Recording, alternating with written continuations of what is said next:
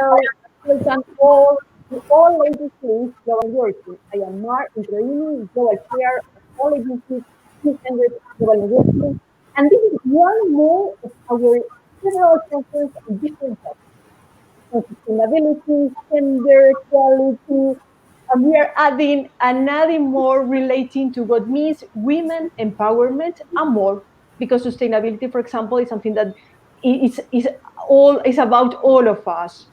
And also domestic violence. We really believe that is for all of us. It's a responsibility for the society, for women and for men. So here we are. We started with awareness, with healing, and now regaining my power. You see, it's powerful in itself, isn't it? Regaining my power, break that wall. We love to say that, break that wall, because domestic violence, it could become like a wall that the person is trapped on it. That's why we say this is a wall, but you can break it. So welcome Tamara, Rosalind, Virginia, and Krishna Puhara, that is Global Chair on G100 Anti-Domestic Abuse, that I think that there is something technical issues that are going there, so we hope she will join very soon. So please, Tamara, very welcome once again. You are our star. Is that true? Awesome. Well, I'm so glad to be here. I am Coach Mary J. I'd like to say that I am a counselor by day and a certified coach trainer by night. And I'm certainly a woman who is making breathtaking moves by faith and learning to thrive in this time in my life. And so I'm so grateful and so honored to be here with all of our amazing sisters on this powerful platform on today, talking about moving forward and doing some amazing and powerful things with our life as we have lived through some of the challenges that we have faced. And so today, my message that I want to share is about giving ourselves the gift of permission to open ourselves and our hearts to owning our worthiness. I want us to breathe that in. It would be a great message, Tamara. We are looking forward to listen to you. We are going to present now Virginia from Puerto Rico. Virginia, welcome again. I cannot say welcome. I say welcome to all of you, but you are part of this space. So you are the owners of this space. So Virginia, I am so hello. happy to be. Thank you. I'm so happy to be here today as a speaker, and definitely have a lot to say. I think we all do. One woman out of three will experience violence in her life, and that is a horrible number. And so when we think about how much this happens, we also have to start thinking about the power that we have in order to deal with it, to work with it, and the steps that we need to go through in order to recognize, learn, and move on. So thinking of how many of us will go through an episode of violence towards ourselves, towards us, with somebody that we trust is really an alarming number. But it is up to us, to each one of us, to first of all recognize, number two, say, I am out there to help. And number three, realize that there's so much value to who you are that you can't step out, and this is not going to last forever. So today I'm going to be very excited to share how really to celebrate that you are your own 4th of July and that you can declare your independence from this point on. Thank you, Virginia. More power to us, more power, more positive, more what we are and we mean to be here, to send a positive message that the real empowered people. Okay, so now Jocelyn, Reverend Jocelyn. I don't know if it's a problem of respect if I don't say Reverend. You told me, Jocelyn. It would not be disrespecting if you didn't say Reverend at all. Jocelyn is fine.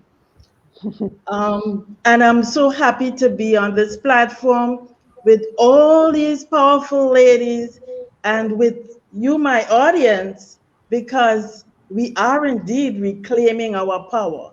Because when one woman heard, all of us heard.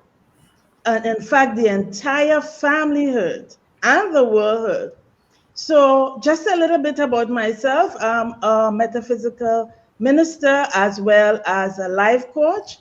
And today I want to join in with all the ladies on this platform and with you, our listening audience, to say that we not having any victim this time around.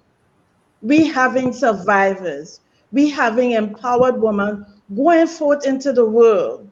Domestic violence should not be stigmatized. Neither should women be afraid to get out there and get the help that is needed.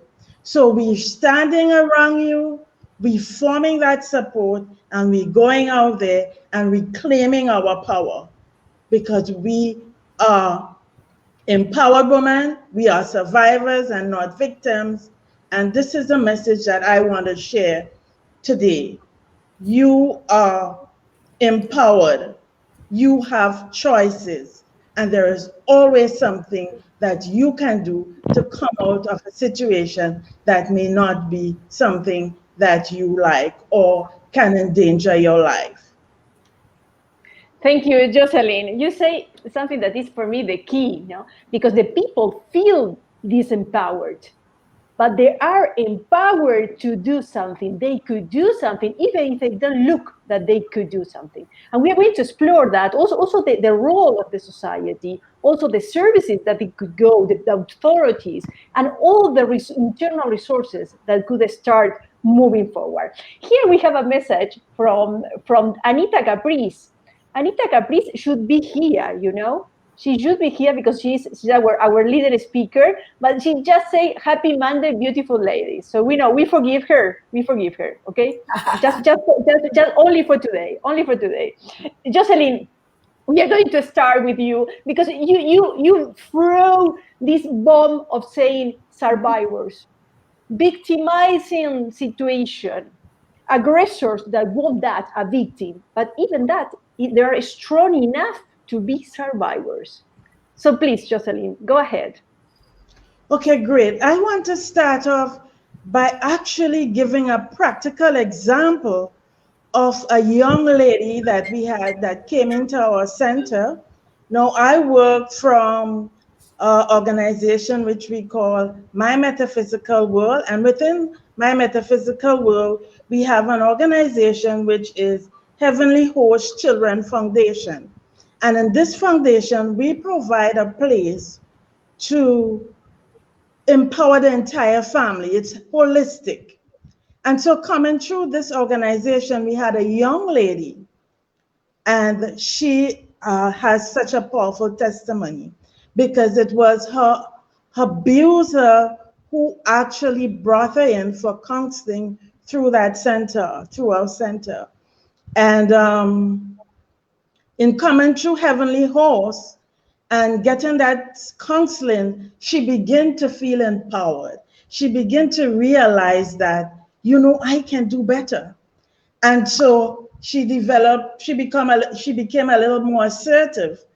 But with that assertiveness, this young lady, abuser or perpetrator, whoever you want to call that person in her life, he resisted. He felt that he was losing control and she was no longer dependent on him. And so with getting that counseling, that's a little pushback women would get from time to time. So what he proceeded to do was to strangle her, and she had a 2-year-old at that time. Now, she was able to resist that. She was able to fight back and seek support through our foundation, Heavenly Host. And by getting that support, she began to build herself. Now, there is a little bit again, because I know ladies who are listening, that will happen. Her abuser came back. He would have used a lot of sweet words, make a lot of promises. And so she left the foundation again and returned to him, hoping that, of course, he would change, because that's what many ladies do. They're hoping that their perpetrator would change. In that situation, of course, he did not change. In fact, she got pregnant again, and the abuse started again. Now, what happened is that she quickly came to herself again and returned to the foundation. She was embraced. We gave her the counseling and whatever support we need, because the foundation not only provide we provide a safe haven in terms that we provide shelter, we provided schooling for the young ones, and clothes and that support that they would need. Now, what happened is from there, coming into that safe space, she began to grow and blossom. And now this lady is within, she has now begun to spread her wings, and she has begun to evolve. And today we can proudly say she's happy, she's healthy, she's a mom of two because she has since made the baby, and she's presently preparing herself to become a mentor to mentor other mothers that are still going through that struggle. So this is one of our success stories I thought I will share with you, so you can actually see women reclaiming their power and rising above whatever victim mentality or whatever issues they have to become empowered women. So that's absolutely fantastic, Jocelyn, and it's just one case of many that I imagine successful story that you have gone through. So thank you for that testimony. I think that Tamara and Virginia also have this positive, dramatic situation that end on something positive. Yes, Virginia. Thank you, Matt. And that was so powerful to really see, because I think it's really important, something you said, Jocelyn. You know, sometimes we think that we're going to be empowered immediately, and that once we're removed from the home, then everything is going to be smooth sailing. And the truth is that we're afraid. And I'm sorry about my dogs. If you want to, okay. It's the audience. It's part of the audience, you know. They're part of protecting me. So I think that many times we think when we see somebody, we're like, oh, it's so easy. Why doesn't he just leave him? Why doesn't he just leave that house? And they don't realize that it takes so much effort. That is a complicated situation. So when a woman claims her power and says, I am going to leave and I'm taking my kids with me, many times it may take more than one try. And you should never feel ashamed of that. You should always feel, okay, so I went back. Okay, I'm going to be stronger now. And you have to find that strength within you and start again. But never feel ashamed and say, oh, well, you know, now what are people going to say about me? So I'm just going to stay here and suffer. So it may take the first try. It may take a second try. It may take a third try. And eventually you're going to have the strength, and hopefully sooner than later, because this could definitely cause your life. But the truth is that when you have support systems, like Jocelyn's group was a support system. So maybe she went back, but she knew that there was a seed inside of her that said, we are here. We are here. So she gathered her strength again, and she did it. And that seed was already blooming. So we have to really be so compassionate. And there's got to be so much empathy with our fellow sisters that go through this, but also when we're in the situation, we have to have empathy with ourselves. We have to realize that we're not perfect, that we are going to be afraid, that sometimes we say, wow, the world out there is so hard that I'm just going to deal with this right now because it just looks so hard, so much harder out there, until there's a support system there for you that says you're valuable. We believe in you. And they help you regain that power. So it's not an easy transition, but that's why we celebrate the word survivor, because it's not going to be after the first try. You may have to try many times, but the important thing is start to think, who is on my side? Who is in my corner? That person is there as an ally. And we have to also think, am I an ally? If you know there's a person, a woman going through this, and men, because, you know, I always say that it could go both ways. But if you know that there's somebody's going through this, become an ally. without the judgment, without saying, but you should have known better, or why do you have another kid, or there's so many things that we do that really don't help people. So they're really surviving. They're trying to stay alive. And our job as sisters, as a sorority, as people that are there to help them regain their power, we need to be empathetic, but most than anything, we have to be real allies, really be there, like Jocelyn's group was. So I think that it's so important that we are, as groups, I also have an organization that has thousands of women part of, but I have to say, okay, let me give you a number. 45,000 women are part of our registry, but very few have the strength to say, this is happening to me. We always open it. I always say, you're never alone. I'm only a DM away. I'm only an inbox away. But it takes a lot of strength. And many times when you're in charge of others, that strength is tested. But if you know there's an ally, then you know who to go. So again, Virginia, keep that with you, and I came back with you in a few minutes. That's what I love of this cycle that we create of energy as well, because we are still talking of different stories. Jocelyn tell about one story, and Virginia make all these complement, because it's so important to connect what means compassion. Break the wall. It don't have to be just one kick. Maybe it takes different stages. And we need, as Virginia say, empathy, compassion, tolerance. And when Rosalind start talking, saying, and she go back with her husband, I say, oh, no, you know my rejection. This will happen in society. Oh, so she's a lost case. No, but it's not a lost case. It's someone who needs even more aid to get out from there. So I love you both. Thank you so much. Tamara, what do you think about that? Compassion, empathy, and these different stages to get rid of what is this horrible disease from our societies. Well, when Reverend Johnson first started talking, and the first thing that came to my mind was, the old saying that says it takes a village to raise a child.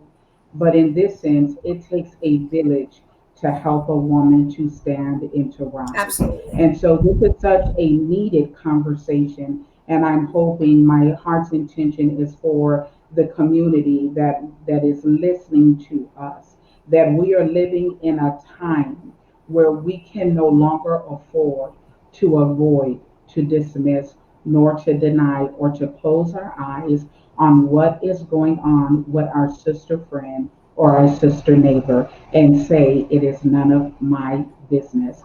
Right. What Reverend Jocelyn had shared when she said, when one woman goes through, when one woman pains, we all pain.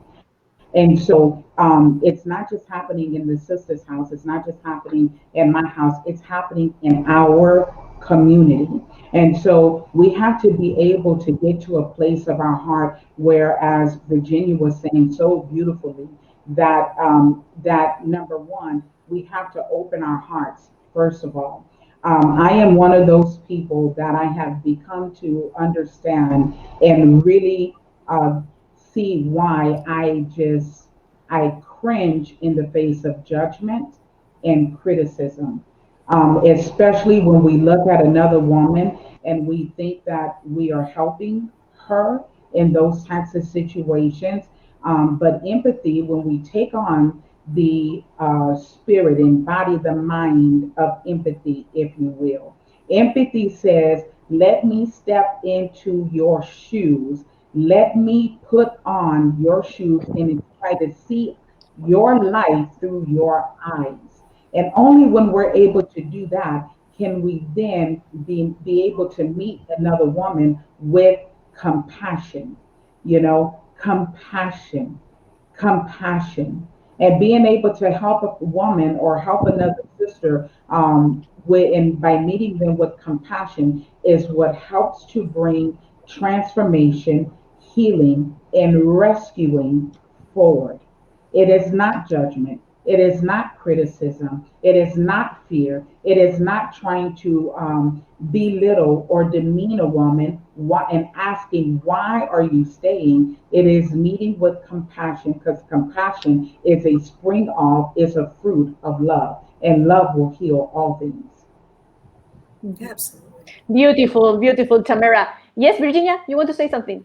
No, I totally agree. And it starts with compassion, right? And that empathy. And sometimes if it's just us, we're the ones in the situation and we are the ones who go back. We also need to realize that there's a reason, and maybe you're not ready now, but start identifying that support system, that village that Tamara was saying. It takes a village pretty much to do anything.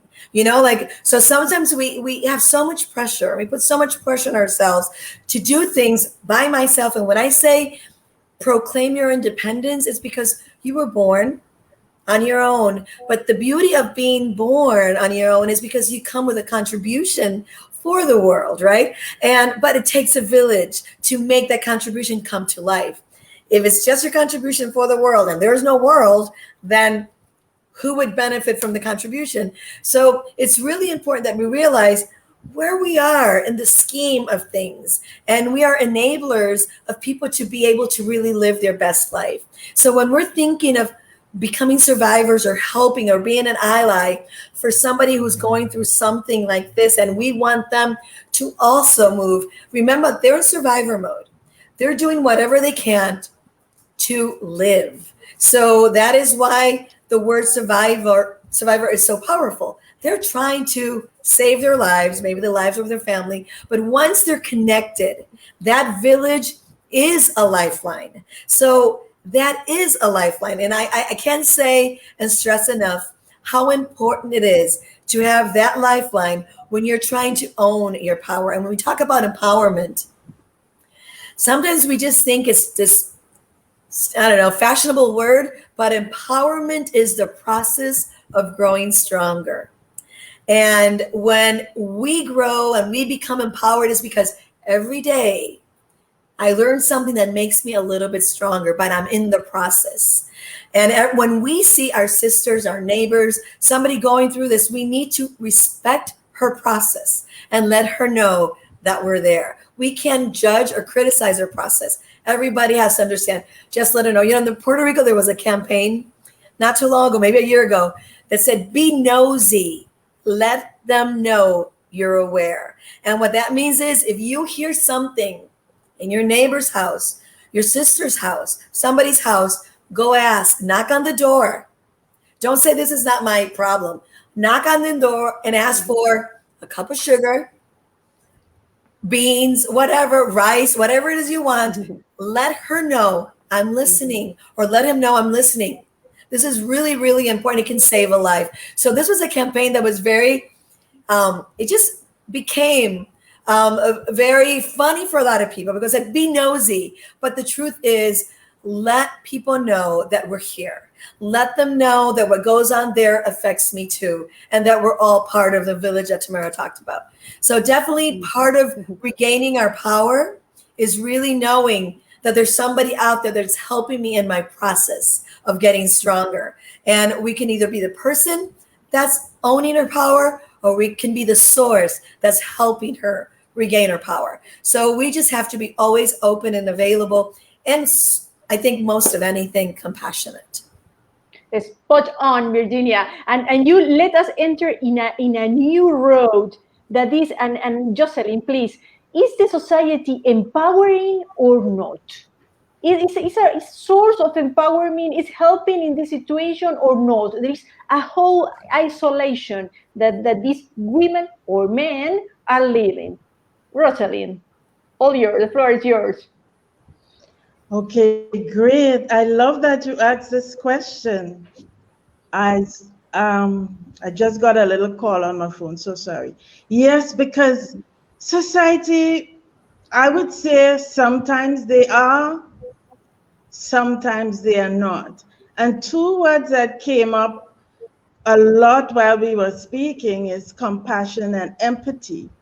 And what society have to realize is that oftentimes we tend to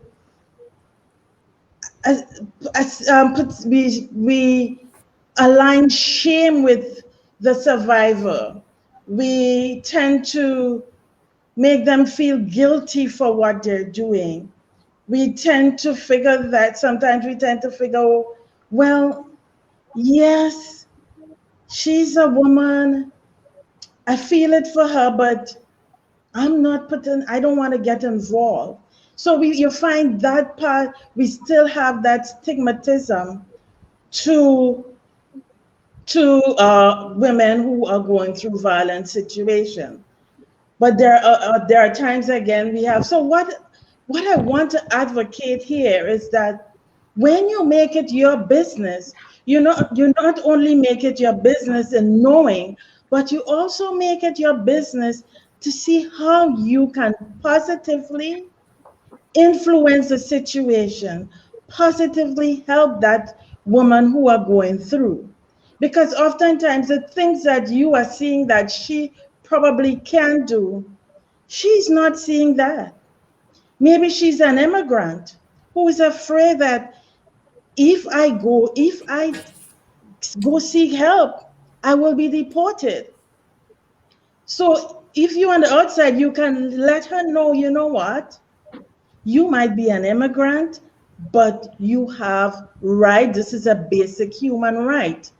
Another thing she might be, so you want to be in a place where you can absolutely be an empowerer, be someone that empowers, not someone that puts her back into her shell. So that's where we want our village to come in, not highlighting that she's being beaten and she's going back, or she's been verbally abused and she's going back, but you want to let her know that I am here for you, and these are some things that we can do. Simple thing is that in the community, you can form a group that have absolutely nothing that suggests that she's a victim. When you have your little circles, maybe it can be a meditation circle that gets her involved, whether it's physically or online, or maybe it can be making some cooking, something that would increase the vibration in the home. And in doing that, you will get her to open up and begin to talk. So these are the simple little things that we want to highlight that can help women to regain their power in situations that are not pleasant and very harmful to them. Tamara, what do you think about this? Is the society helping us? Do you think, well, what is Rosalind saying? Invite them to a meditation class, invite them to yoga, because sometimes you don't know there is really a survivor. You don't know, but maybe there are some signs, sometimes not. Do you think that the people do that, or this is quite or absolutely exceptional? What do you think? Well, I think that Reverend Jocelyn gave some, very valid points. And I would say that, the society that we live in is very different. I think that there is definitely circles of agencies and very dedicated, very committed people who are on the front lines trying to serve, help, and support and create safe environments that are filled with resources to help women who are trying to make these very difficult transitions, as our sister peers were sharing earlier, because making this kind of transition is very difficult. There's also other areas, I would say, of our society that need improvement. So we can always stand to improve some of the ways that we approach. We can always improve some of the resources, the safety nets, and also learning how to develop skills of what we would call first responder psychological first aid when it comes to domestic violence. And so there's room for improvement. One of the things that I think that is really important for us as a community, as a tribe here, is to always look at our ways for growth and improvement, to learn how whatever our mission is as it relates to domestic violence, how can we better ourselves, and then how can we also better the agencies and look to provide, feedback to support, and then also have ways that we connect with women have already made the transition out. Get the feedback from them as well, because they can help those of us who are working to improve in the areas where there's things that are deficient and lacking. Tamara, you raise very important aspect. First of all, don't victimize the victim. Ask them what they need. Don't tell her what she needs, or he needs. And second, have you realized that there is maybe a cultural aspect that could influence? You are in US, Rosalind. Rosalind, you are in. I'm in Trinidad and Tobago. In Tobago, Virginia in Puerto Rico. I am in Spain, and the approach is different. You agree with that, Virginia? I do agree. I think that we all know what our culture is. We also know those hidden cultural norms, right? So it may be very interesting to say that women may feel a lot of shame because they're going through this. We also, in some cultures, feel that it's part of our life. I've heard this before. A little beating shows love. It shows that he cares. So remember, we need to realize how we were brought up. And for many people that were in this cycle as they were growing up, they don't even realize that there's a different life out there. So I think culture has a lot to do. The society norms has a lot to do with being able to become a survivor. Because like I said before, you're a survivor from the moment that you feel violence for the first time because you're trying to save your life. But in order to be a survivor that is able to get out or rehabilitate the situation. I mean, I've also met families that had violence in the home and they were able to rehabilitate everybody and they're still together.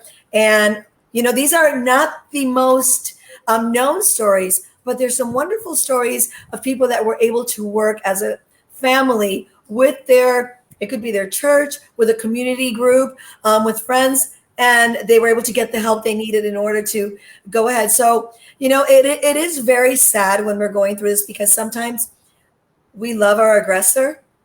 Sometimes we think, oh my God, this is the reason why they're like this is because they suffered as a kid. So we also excuse, there's so many reasons, but definitely there's a cultural aspect to the way we see it. So we need to really establish our power and our value.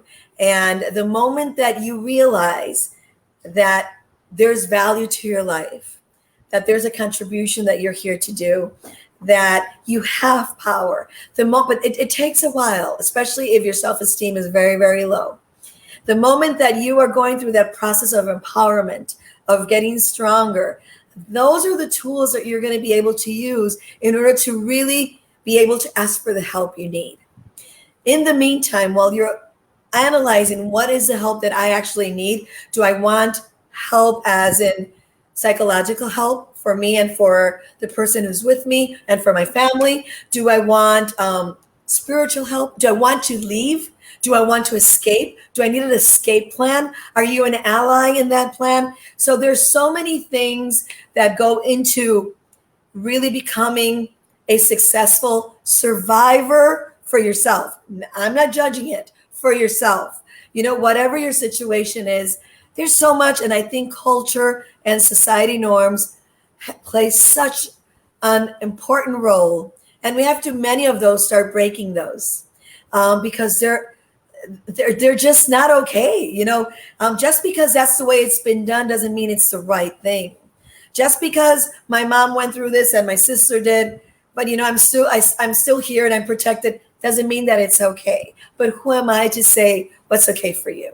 So I think it's this constant listening, validating, and above all, having compassion and saying, I may not be going through this, but it could be me. It could be my daughter. So how would I want them to treat my kid or my mom or my grandmother? So there's so many components, but I definitely think that culture and society has a lot to do with how we accept it, how we treat it, how we talk to a woman that we think is going through that process.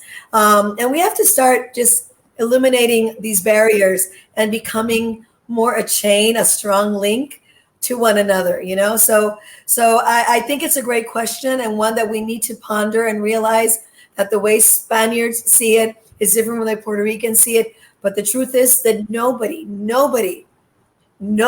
should live in violence, no matter where you live and who you are. Nobody. So I think that breaking the wall takes all of us, takes every single one of us to make that a wall. And like ahorita, like Mar said a little while ago, it may take 3 kicks, 10 kicks. It may take 20 of us kicking the same wall, you know, but there is a wall that we have to break down. There are barriers that we have to break down. And I think that when your chains are very strong and your links are together, and that means us, we can protect. We can create a fence, you know, and not a wall, just a fence. Thank you, Virginia, for bringing that. Tamara, Rosalind, culture influence the way we accept and we see the abuse, but also the role of the state is different in each country. What do you think about that? What do you think the role in your countries are different, are the same? How they help or they do not help and go against the old prevention of domestic violence? Please, Tamara, go ahead. Well, I think that, Virginia put a hot topic into this tea conversation, because one of the things that she said was that a lot of the cultural norms, that they play a powerful role. And I'm slowing down a bit because this is huge. This is huge. And she said that a lot of these norms, a lot of the things that we have grown up with in all of our different cultures, like I'm in the US, a lot of these rules need to be broken.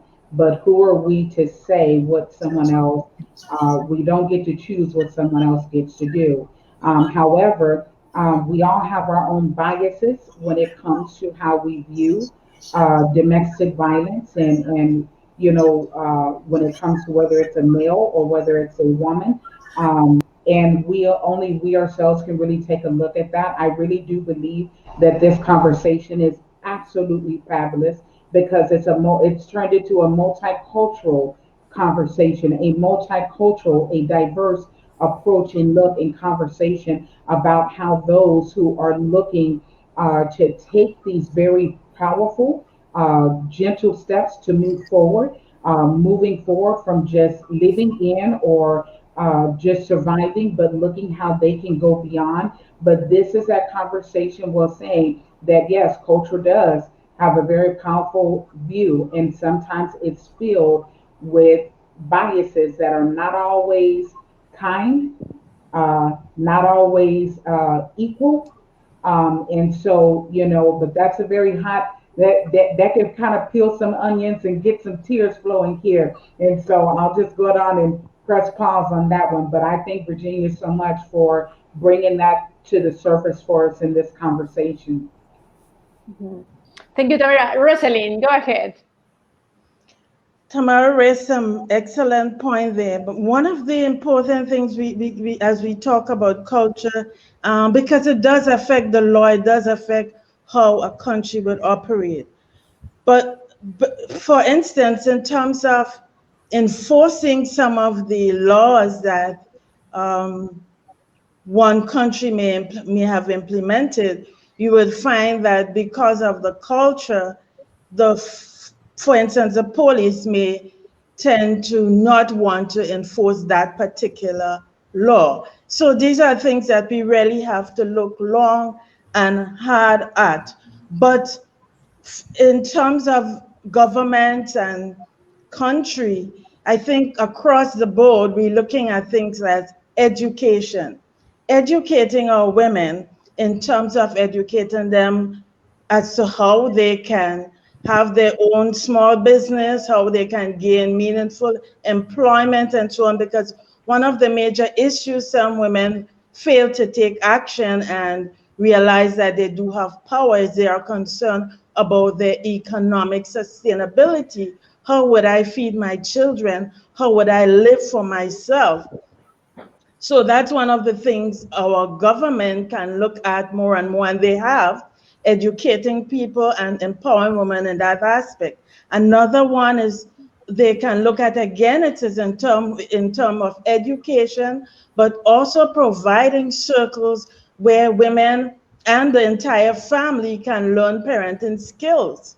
So they are put in practical situation where they can learn and help and overcome some of these situations that culture may have placed in there for them. So these are one of the two things that I looked at in terms of how our government, how our country can help empower our women, educating and providing. And another important thing that we don't want to, because oftentimes we look at educating in terms of only educating the women, because the women are the ones who we look at as being victims or as being the survivor. But we want to partner with our men folks so they themselves can get healed.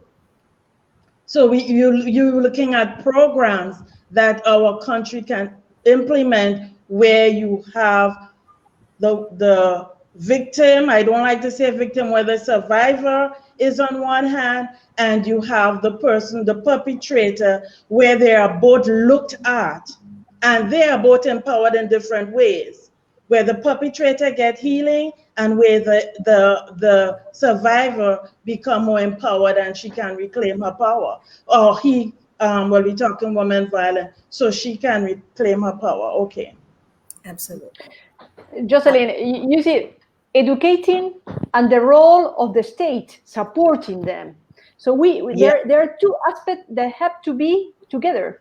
You educate them, but you don't give them support, like a shelter, for example, for her and for the kids, and it's over. You give them shelter, but you don't educate them. Probably she will go from the shelter to the aggressor, to the shelter and to the aggressor, because this is also a process of education. We have had Puerto Rico, this from the country of Virginia, in our panels, a wonderful woman, a survivor, Elizabeth Andujar, that we send a big hug to her, and she say, I survived because I have a shelter to go with my kid, So how important is that in an emergency situation, the state is there. Do you think, Tamara?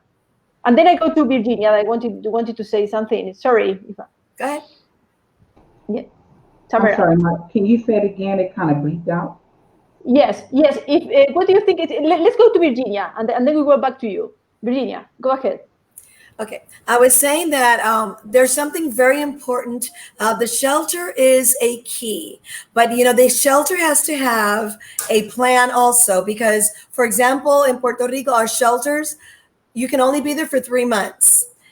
So while you're there and we're taking care of the spiritual part of the person, the psychological part, we're taking care of the children. We also, you said something very important, Jocelyn, about the financial autonomy. In order for us to really make autonomous decisions, we need to have financial autonomy. So when the partner or the aggressor is the person that is making the financial decisions of the home, it is very hard to leave, because you said the economy. But if we start to think as a country, or maybe as an organization, my organization concentrates on helping women start businesses, but our mission is to let them discover their entrepreneurial spirit so they can become financially autonomous. Because we realize that we're not probably all going through the same violence, but we do realize that as a society, we as women are still going through different type of violences, maybe not the one at home, but we are still looked at in many, many places as a second-class citizen and severely underrepresented. So it takes a lot for the government to understand, but I think the third sector, the non-for-profit sector, has to get involved, and that's what Elizabeth was talking about. Shelters that are there to help the women. Also, I think that our religious and faith-driven organizations also have to get involved. And I totally agree that private sectors have to realize if you're not involved in this and you're not educating your people as a corporation, your employees may not be coming to work. So this is a three-prong, situation. It's government, definitely. It's the organizations and the faith organizations and the private sector. And we have to all start looking into it as a problem that belongs to all of us and that all of us will deal with it. Because culturally, women are still living in many countries in a patriarchal society and system. And that's an infrastructure that is so hard to break down. But it starts with us. It starts with this. It starts with us being a sisterhood. It starts with us saying, I'm not going to walk by and say, that's none of my business. That is my business. I'm going to go out there and I'm going to help. And it starts with not judging and just lending a helping hand. So I think we all have a play in this. And government is huge. But I think it's all of us, the private, the NGO sector, and the government. We all have to work at it together. Tamara. You know, Tamara, go ahead. Yeah, I think that is so important. Number one, we're looking at all of these different components, all of these, different safety nets or these pillars to help build a solid house or a framework for women or those who are living from, surviving from domestic violence so that they can thrive. These are necessary components. It's almost like these are the building blocks, if you will. It's difficult for a person who has lived through domestic violence to be able to really stand on their own 2 feet without financial power. Financial power doesn't just come from going to go get some kind of job. It comes through being educated. We need education for so many people who had lived through this type of pain and this type of trauma on so many levels. There are so many people, this is that multicultural conversation again. There are so many people who come from cultures that view women in a certain way that they don't even know, they're not even aware. Some of them don't have rights. Some of them don't, it's such a complex conversation when it comes to that. But again, education is key. Being able to encourage, being able to provide resources, even for higher education, because in today's time and the economic types of situation, women with children, they need to be able to survive. One of the greatest pains, oftentimes, I don't know which sister mentioned it, is they often go back to the person who is harming them, and they, women. I got to give it to us. You know what? I got to say this because my heart and my spirit is saying so. We will do whatever is necessary when there are children involved. Okay, especially when it comes to provision, when there is not enough, we will do whatever it takes, even if it means that we have to become the sacrificial lamb, and we will develop a high tolerance for pain and go through and grow through whatever in order to provide for our children. And so I think it's so important, again, for all of these agencies, nonprofit, the for-profits, all of these agencies to begin to, again, begin to care.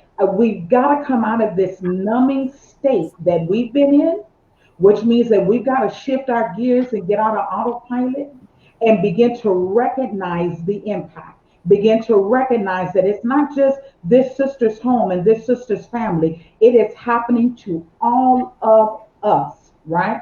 And so in this sense, again, and I will pause on this because it ignites me, because again, I am a woman. I have lived through it. I have been able to see how different, number one, where other areas have lacked, and I did not get help, and I had to crawl my way through to get where I am today. But then those safety nets, those supports, those people who did stop to pay attention, who did give, who did support, who did care, who did begin to nurture and help me to revive my sense of self-worth.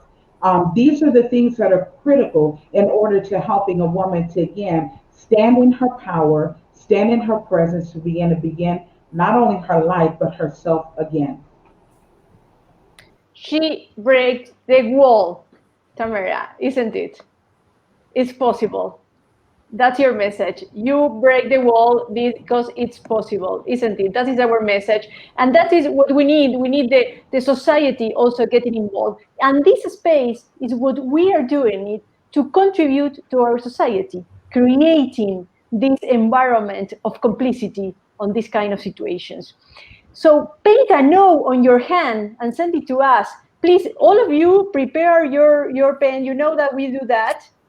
For the you have it there next to you. If not, you are allowed to go and just pick up one. Okay, just prepare. Tamara, if you don't have it, go for it. Okay, fantastic. Virginia, yeah. So I have just received a message.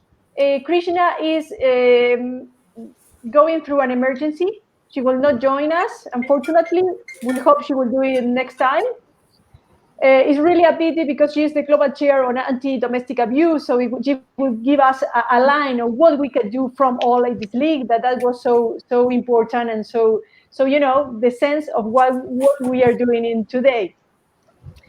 So I would like to end with a very tricky question, but I would like you all to reflect about what you think. Is there any possibility that we have women or men that denounce an abusive situation that is not true? Is that possible? It happened. It's a very, very low rate here in Spain, but it's happening in other countries. It's possible. Do you think it's relevant? We need to take into account, the state have to take it into account or not? What do you think, Jocelyn? Could you just reiterate that question for me, please? I didn't get that completely. Yes, there are certain situations, but very low rate here in Spain, of women that go to justice and there are no proofs that there were an abusive situation. Do you think it's possible that there are women that lie, that is a lie, a complete lie, that is not the truth? It's only a low rate. We don't have to take care, or the state have to take care of that and pay attention to that. Do you think that? Because that creates a change. You cannot put the machinery of a state on shelter, on support, if it's a lie and it's not true. You know, is that possible? Is something that we need to take into account? Is serious? Is not? What do you think, Jocelyn or Tamara? Where are you? Okay, great. I think the rate, there might be just a handful of women who may make a complaint like that, but the evidence is all there. It's all seen. In fact, in my area, it is so great that we have women losing their lives. So it's not a situation where you want a woman to be in who have actually been seeking help and they are told that that's a lie, because we can't say that. We can no longer say that. The evidence is all over. In fact, given the onset of COVID, we have what we call a shadow pandemic, which is domestic violence. So this is nothing for us to wink our eyes on, for want of a better word, to say that, oh, you're lying. Women are serious when they talk about being abused. In fact, by the time they begin to talk about being abused, it's because they have had a whole host of that, and they are just about give up. They are tired and they are scared and afraid for their life. So we want to take it serious as in the entire world, because it's not a country situation. For us here in the Caribbean, my small island here, we have Grenada, we have Trinidad and Tobago where I am, we have Guyana, we have Jamaica. Ladies, it's not an easy situation.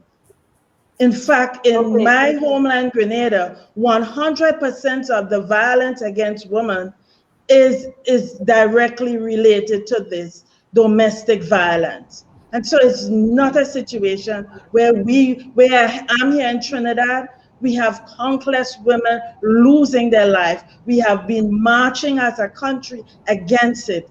And with the onset of everyone being home, we are in lockdown, you have the perpetrators who are there, and women are suffering with that, which we call, as I said, the shadow pandemic.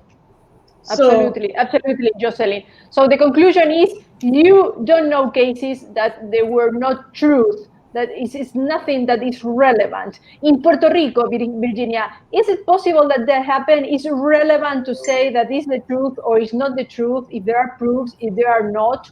Is there a situation where there could be the possibility, Virginia? Well, I think that, I mean, obviously there's all type of people, and definitely it could happen, but I have to say that false accusations of domestic violence are incredibly rare, because the victimization of the victim is so awful that nobody really would put themselves in that situation unless they thought that they were going to make some type of money or get some type of celebrity status. Like we've heard about celebrities that has happened in, but I have to say that a real woman, a real citizen that's going through this doesn't want to be a victim. She doesn't want to be victimized by the government, by the police. So those are so rare. I mean, like so rare. But that it never happens. I could never say that, but I have to tell you, it's probably very, very little. And like I said, nobody wants to be victimized the way a domestic violence survivor is victimized. So just to do it to get back at somebody would have to be somebody who's not okay here, or there's a bigger problem. But in Puerto Rico, that is not an issue. It's not an issue. It's quite relevant, this question, because if we are asking the state to play a role, an important role, we need to be certain that all the people really are going through that terrible situation, and it's not a lie, and there's not a matter of interpretation. It's just domestic violence, and it's evident. Tamara, what do you think about that? Well, it is very true that, although that there is a handful of situations that the issue of being dishonest, it does happen. There have been some points where men were arrested and had served some really great penalties, and then it comes back that it was not true. And so, unfortunately, it is some cases where it does happen, but it's not as common as the actual manifestations of real domestic violence situations. And so, but I think that, again, Mar, I gotta appreciate the fact that you are asking these questions because they are relevant, because it does Absolutely happen. And in my view, even those small questions those small accounts of when there is some dishonesty, there needs to be times when those are really addressed because of the gravity of how many people are living in situations where they are being abused, but there are some people who suffer consequences, and those allegations are not true. So you see, we are now coming to an end, unfortunately, but I will give you some minutes to all of you to make a wrap up, and please focus on what means prevention, because we are focused on what means domestic violence and the measure after that. But talk about prevention. We say education, but we could do something more from that. What tools we could deliver to the women or men to prevent this situation? Virginia, go ahead. Thank you. I think that from early on in school, at home, we need to start really talking to our children with a non-gender biased language. Definitely, it starts from the time that we're little, and the movies that we see, the stories that we tell, the princess and the prince, and and consent and what is not consensual. How to teach our children to put barriers, how to tell our children they don't have to kiss everybody and hug everybody, but they don't have to be pretty girls and girls that always say yes and please people. We have to start really being biased by gender, because that is the outcome that we get when they become adults. So I think that it starts with our children, with kindergarten, with changing the way we talk about kids. Instead of saying he likes you, that's why he pulls your hair. That really blows my mind, because that is something that was told to me so many times. Or he treats you this way because he likes you. And no, we need to start talking. This is not a funny thing. We don't have to kiss that uncle. We don't have to let that aunt pinch our, whatever, our cheek. There's got to be something where we draw boundaries and barriers to protect ourselves. We also have to start giving value to each of our bodies. So I think it's a conversation that starts from very, very, very young, in school, in pre-kinder or in kindergarten, where we start to talk about respecting each other and not really being biased with gender. So if we can really start dealing with that early on, I'm talking about 2, 3, 4, and we start about this respect with everybody around us, respect everybody. Everybody has a contribution and value. I think that we won't have grown-ups that believe that somebody is less valuable than the other, but it has to start with actions and examples in how we're raised. And then also when we go to school, even teachers, do this that I'm talking about right now. He does this to you because he likes it. I hear it all the time. And then we think that is what we have to do. So I think it starts very on about switching the way our curriculum is in school, and we have to stop being gender biased, I think. Absolutely. And this is not feminism. Oh, no. This is not about to be a feminist. When you are going through tragic situation, it's just that it's an emergency that the society need to address it, whatever and whenever. So Rosalind, please, your conclusion. I totally had to agree with Eugenia. We got to start with our young ones. And I'll add to this by teaching them healthy respect for each other, teaching them how to really and truly, we talk a lot about self-love these days. And so you want to encourage them to know who they are from the onset. So our program should really inculcate that. And not have any form of gender biasness. In addition to that, as women, we want to, again, I'm going to stress on the self-care, self-love. You want to get involved in classes that will point you in the direction from a spiritual point of view. You want to know yourself to the core.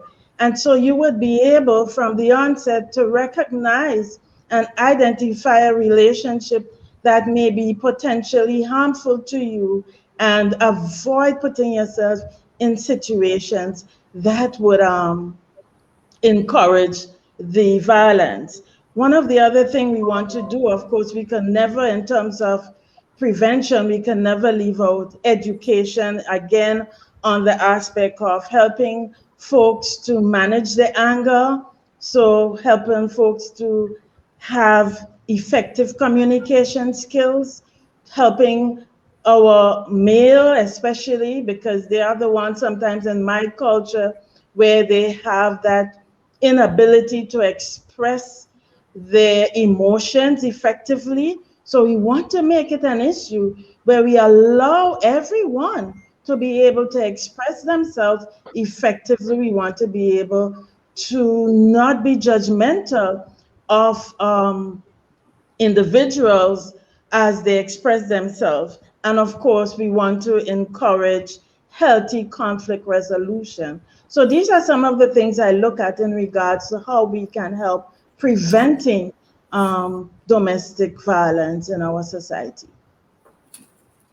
Great. Tamara, your turn. Well, I mean, honestly, I think that my sister peers have shared a mouthful and basically said some things that I was going to say. And so I will just wrap up with, again, just being aware and looking at being open to building the inner circles of community, and just remembering that, education and also having supportive networks, having supportive people in our lives is also a starting point to remember that the people who are safe, the people who are healthy, the people who have genuine care and concern are the people that are the first that can become first responders in our life. Not only if we're living in situations or even after, that they can encourage us to be able to take those steps to move forward, even to thriving in our lives. And so I think that is very important to remember that it takes a community to help us to heal and grow. So that is my summary after today. I love your summary, Tamara, because we always focus on individuals. If the woman need to be empowered to take the decision, to break the wall. But you go one step further. It's also the society that have to break that wall with prejudice, helping, but not just financially, also helping, supporting, preventing, prevention. We go in this series of conference in English and Spanish on domestic violence. We go for awareness, healing, and now regaining the power. And I would suggest for next month, prevention. What do you think? Do you suggest? Do you think it's fine? Yeah. What do you think it would be our next step? Our contribution to this disease. Virginia, prevention is one. I totally agree. I think that prevention is one, and also how can each one of us help? Like what things can we do? How can we reach out? What kind of language should we use? I mean, like there's also there's so many things that we can do where we don't re-victimize a victim, and I think many times, as Jocelyn has said many times, education, like knowing what to say. Many times people don't even help because they feel awkward in carrying out a conversation. So maybe part of prevention is, how do you go about talking to somebody and saying, I am here to help, and many times it's a very difficult conversation to have. So I think that how do you become that ally would be a great way to, how do we become a better ally for a person that's breaking the wall? Rosalind, our next team meeting, that is this one on August. What do you think, prevention, or what do you think it would be the best to address? Definitely prevention. Definitely. We want, and I cannot stress enough that ability for us to come together as women, as a collective body, to support, even from the onset in terms of prevention, learn the parenting skills. How do we, as young women, teach our females, teach our young males to communicate with each other? That's one way of preventing. How do you exercise discipline? Do you bang them in the head when you discipline them, or do you teach them how to communicate effectively and use alternative methods of violence? So these are some things you definitely want to look at in regards to prevention. Great. Tamara, prevention, or do you have a different suggestion? Well, I think that, Virginia shared some very powerful things that I just stand in agreement with, which is the prevention. And then also looking at, what we would probably call just the psychological first aid. How do we approach? What is the best method of approach? How do we have those conversations to be able to support and to be able to help and to identify the true needs of those who are coming through the traumas of domestic violence? Thank you. It's a very, very complex issue to discuss in just 1 hour, we all know, but it's our modest contribution, our humble contribution to this terrible issue that we are trying to help, to contribute, and we do it, and we just say no, and that is our first and most important act to domestic violence prevention. That is to say no, and it's a tradition for us to say no in this way. So ladies, it was an absolutely pleasure and see you all or more of speakers the next month in August on prevention. Thank you so much.